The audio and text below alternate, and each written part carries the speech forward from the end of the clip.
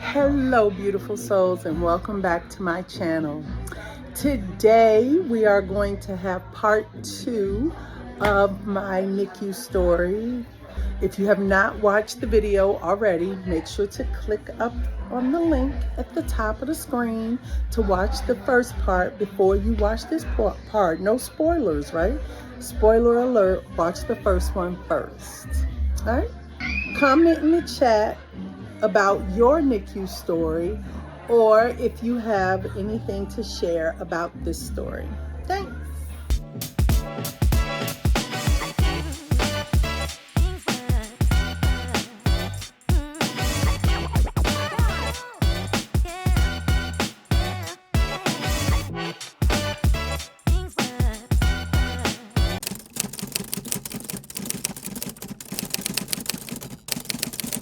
He got kidney stones from one of the medicines that they were giving him to get the fluid off of his lungs, a Lasix. We were supposed to be coming home. I had called multiple hospitals because they had tried reaching some hospitals to see if they had room to take him in Richmond so that I could come home. I hadn't been home since July, and they were not able to find a hospital in Richmond that had space. So I started calling, and I called, MCV, St. Mary's, all these different hospitals, and they had NICU space and they could handle his care, but he had to be stable enough to travel from Baltimore to Richmond. As they were doing, I found a hospital that could take him, that had space. It was St. Mary's, I believe. And they were preparing him for this trip to Richmond. As they were preparing him, they found kidney stones from one of the medicines they had been giving him, Lasix. That halted our move process because at that point he's no longer stable. So he ended up having to be moved to the main Hopkins campus um, in early December. I think it was December 1st. He had surgery, and after the surgery, we had to stay at that hospital. We couldn't go back to Bayview.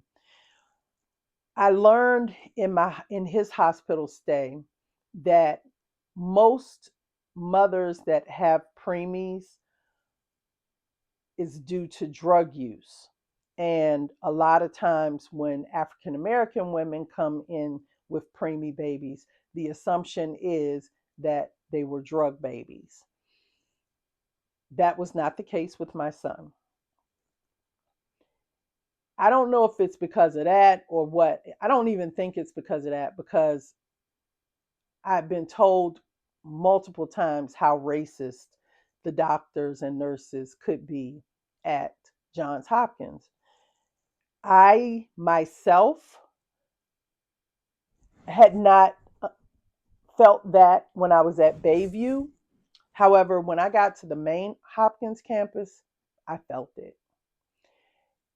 It was as if my experience as a mother, my experience with this particular child over the however many weeks it was, let's say 15 weeks, 15, 16 weeks that I've been with him at that point, my opinions and my wants and needs were being ignored. His dad would call up there to get information about how he was doing on a particular day. He would be put on hold for forever. Nobody would come back to the phone to answer him. It was always an excuse. And this was never the case at Bayview. So I'm not understanding why it happened at Hopkins. But, we couldn't get information over the phone, that kind of thing. There was one particular instance, actually, there were two I'm going to share. The first one involved my son being given a medicine, and I believe it was vancomycin. The mother that was kind of mentoring me was, she had dealt with her child being given that antibiotic and it caused deafness in her infant baby. And he ended up having to get a cochlear implant. She told me at that point, do not let them give him that medication. It causes deafness in infants. They know it, but they use it because the drug works against whatever viruses or bugs or whatever it's supposed to fix. And it made me think about the fact that the doctors are working in the NICU to help you get your baby home, but they don't have to deal with your baby after you get home. You're dealing with different doctors. Maybe even in our situation, we're in a different city and state. So they won't have to deal with the ramifications of the choices they make in medications and things like that. So I was informed by the nurse that they were going to give my son vancomycin. And I told her that I did not want him receiving that because of what I'd heard about it. And she said to me that she had to give it to him because it was due at 12 o'clock, which was about 10 minutes, 10 or 15 minutes away. And the doctor did not have time to talk to me about this situation before she had to give the medication. That didn't sit well with me. And so, as we were discussing this, the doctor was walking through the NICU on the way somewhere else because he was leaving the bedside of another infant. And he came by and he's like, Mom, I understand you want to talk to me, but we need to give him this antibiotic now. I can meet with you at 5 and we can discuss some things and maybe some changes, but I have to give him this medication now. And I told him I did not want my son receiving it and that I don't want them to give it to him until we had time to meet. He told me that he was going to override my decision because it was important. So as I said to him, my attorney tells me that I override you, that you cannot do anything that I don't want done to my son, period. So he got a little angry or flushed or whatever because he was being very curt and left the room. I immediately went down to the patient advocacy office. I lied to you not. Within 5 minutes of me coming back up to the NICU and getting off the elevator, all of a sudden now the doctor has time to talk to me. I went in there and talked to him. We're not discovered because there are other medications, other antibiotics that they can give the NICU babies, and they ended up doing that. The second instance I remember was in regards to me feeding my son. I had been pumping for months and he was unable to feed. I want to say they would do like gavage or what bolus feeding. I think the gavage feeding is where they use the tube and kind of press the milk in to his body um, through a tube. And with the bolus, I believe it's like gravity. They still put in the tube, but it goes in much faster to see how he can tolerate being fed all at once, as opposed to the gavage feeding where it's done over time. This particular day, I had already started nursing him a little bit, but when he's nursing, we don't know how much he's getting. And they were very serious about counting his calories because of how small he was. So they had to make sure his body received a certain number of calories every day so that he would gain weight. And with the breastfeeding, they were unable to do that. They would take the breast milk and put it into the tube and drop it through into his mouth or into his stomach. I mentioned to the nurse that I wanted to nurse him that day. I wanted to breastfeed him directly that day for whatever reason, and I can't remember exactly. And she was against it. So I was very firm and very adamant about the fact that I wanted to do it. So she allowed me to do it. And after I breastfed him, his SAT started to drop. So he went from 100 to the 90s, down into the 80s. And so she got her supervisor and explained to her that I breastfed him against her suggestion and that his sats were dropping because of it. So I sat and listened to them talk as if I wasn't sitting there. Then the head of the nursing department, she came to the bedside, and the three of them are talking. Finally, the doctor on duty for that period, she walked by the bedside and got brought into the conversation. Ironically, she had served over at the Bayview Hospital while we were there several times, several months. She was there, they would alternate. And so I worked with her often with my son. So when she came to the bedside, the first thing she asked was, "Well, what does mom think?" And then everybody turned around and looked at me. I was like, "Nobody's asked me my opinion." And she was like, "Mom, what do you think we should do?" I said, "At this moment, he still has not had a bowel movement today. So his sats will normally drop if he hasn't had a bowel movement and he needs to go." So the doctor then said, "Well, mom has said it. Let's, you know, get this bowel movement moving."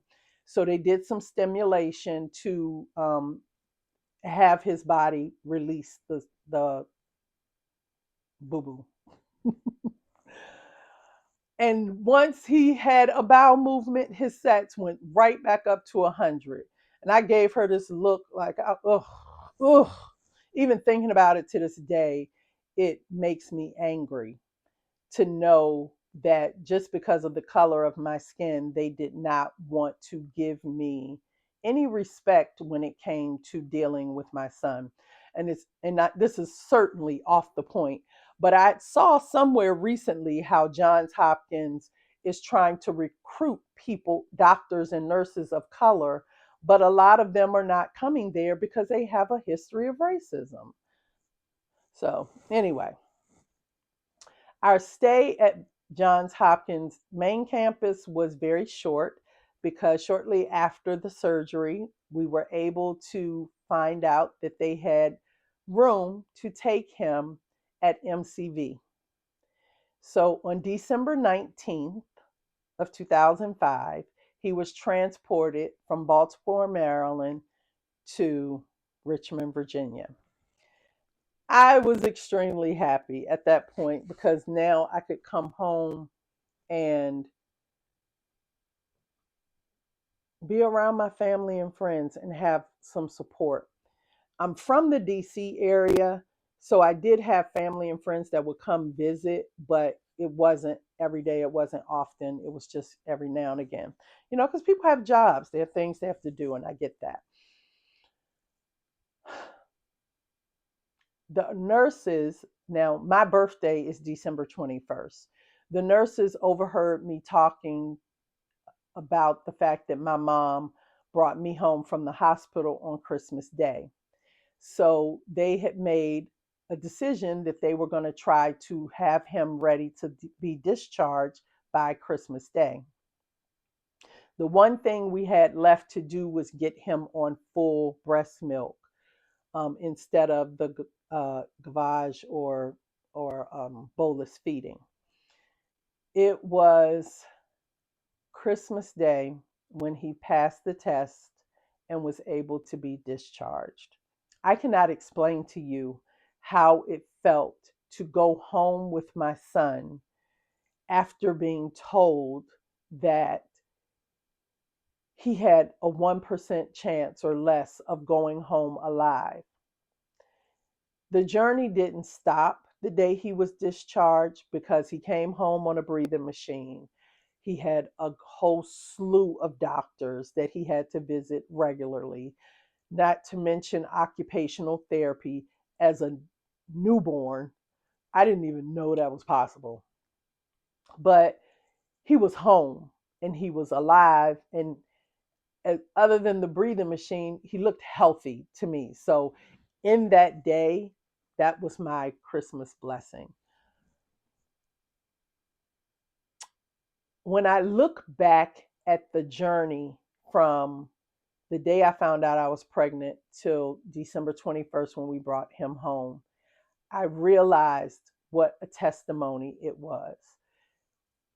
The blessing of being able to bring him home after the doctor saying the things that they said, like that alone was enough. But when I thought back to the beginning, and I'm going to rewind, before I found out I was pregnant, I got a phone call from a mortgage company. They were looking to refinance my mortgage. And I told the guy, well, I don't think I qualify because I was told that if you have a late mortgage payment within the last 12 months, that you cannot, they won't refinance you. So I told him, I don't think I can do that. I had a late mortgage payment, so thanks anyway. And he's like, no, you don't understand. I already have you approved. All you have to do is say yes, and we can pay off your car, pay off all your, credit card bills, which weren't much, and put a little bit over $15,000 in your bank account. So I was like, okay, cool. Have at it. I had so many plans. I was going to paint the nursery. I was going to buy some furniture for the nursery. I was going to, I don't know how far I expected 15,000 to go. I wanted to paint the room. I wanted to put a deck on the back of the house, and I wanted to enclose our backyard because both of our neighbors had fences, but we did not have one. So I wanted to do that. When my water broke in July, at that moment, I had not completed any of that because I had no expectation that this baby was coming so early. That $15,000 was more than enough money for me to live or pay my mortgage and do the things I needed to do while I stayed at the NICU with him. I did not work. My office, my business was run by one of my accountants that work with me and my office manager. The two of them ran my office for a year without my presence. And I was so blessed and extremely thankful for that. Also, I mentioned about my sorority. When my water broke, I had just crossed or become a member on June 15th. So it had been a month and a half before my water broke and I was put into the hospital. I had several of my sorors that drove from Richmond up to Baltimore to visit me, to introduce me to family members they had up there that they had come in and check on me on a regular basis. I had sorors that came after he was born to visit, check up on me, check up on him. And the biggest thing, well, that wasn't even the biggest thing. The chapter in one of the chapter meetings took up a collection for me and sent me a check to help with expenses while I was there. And I was just so thankful. I was so thankful. And I really felt my sisterhood at that point. The biggest thing, though, was when I found out he might be discharged on Christmas Day. I think it was three of my sorors that took time on Christmas Eve to come to my home and clean it and prepare to make it ready for him to come home because I had not really stayed there. And that touched me in a way that I cannot explain. All of the people that were instrumental in caring for him, in caring for me by checking up on me, visiting me, calling me, you can't explain in words how helpful, how thankful, how appreciative I am and I was at that time. Going through the journey in the NICU, every day I wished he was ready to go home. After that experience, I felt it was necessary for me to give back, like the lady that mentored me gave me her attention. So I did do the same thing with several moms that were going through babies that were born prematurely. Some of them made it and are in high school and junior high school now, and some of them did not, unfortunately. When Tajir was born, every week, every day I took pictures and I journaled about his journey. And my aunt, the day I went into the hospital, my aunt brought me this teddy bear. And day I went into the hospital, my aunt brought me this teddy bear, and it says "Baby, sweet baby" on the heart. But as you can see, it is a tiny bear. Regular bears, but stuffed animals, this is a regular sized stuffed animal. This is the one that my aunt gave me. I use this bear to measure Tajir every week. I also created an email chain called the weekly Tajir update. And that email went out to over 400 people, which were clients, family, friends, and some people that who my family and friends were sharing the story with, and that were praying for us, and so they were added to the email list.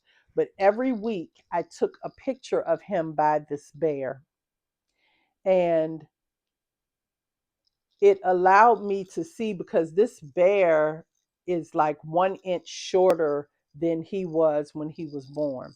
Now the bear is much thicker, bigger than he was, because he was about this. Can you see it? About this wide and about this long from the head. And so it allowed me to journal and track his progress of growth. Fast forward to 2024. Tajir is a great kid. He's a very loving and caring kid. He's a very sentimental, thoughtful kid. He graduated from high school this year and started school at Virginia State University with a full scholarship. Well, a scholarship that covered about 90%, and it was an academic scholarship. And other than his lungs, we had no lingering side effects from the surgery. Nothing at all. They told me he would never walk, he may never play sports, he may never be able to take care of himself. All of these things they said he would never do, he does. And I can only attribute it to prayer, to the grace of God, because they repeatedly told me that he would not make it, that he would not do any of these things. So I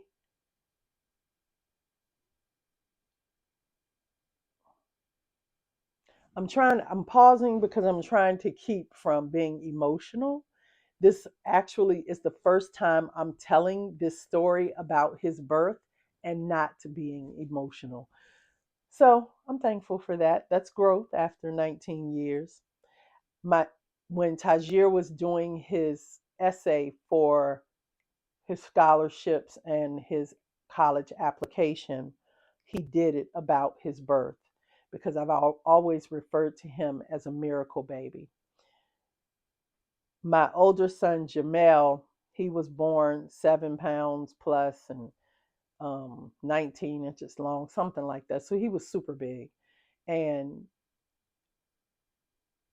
he and Tajir have a great relationship. They are so close. It's really cute. They have this cute little handshake that they do every time they see each other. I keep asking them to teach me the handshake, but they won't. I can't even get my own handshake because apparently I'm too old. But they have the cutest relationship and I love it. I sent one kid to college the same week that I sent the next kid to pre K. So, life has been a journey going through this with them. And I am so thankful that he went through what he did only because it made him the person that he is right now. I feel like if he had not gone through those things or if I had not experienced those things, we would be different people. And I love who I am right now, and I absolutely love who my boys are. November is National Preemie Month. That is why I chose to share this story today. Keep in mind that there are thousands of families all around the country that are going through the same experience that I went through. They need help, they need support. Ronald McDonald House is one of those avenues of support. Or maybe just if you have a family or friend that is going through the NICU process, being there for them, come and pick them up and take them to lunch, come and sit at the hospital one day, anything to show your love and support. That was extremely helpful for me, and I know that it would be for anybody else going through the same process. I've shared some pictures throughout this video, but I'll put a little collage at the very end so you can see some progressive pictures of Tajir over the years. I hope that you have enjoyed hearing my story. I would love to see in the comments if you've experienced anything similar or close or know anybody that has. Share it in the comments. Also, if you found the information or the video helpful, please like, subscribe, and share our video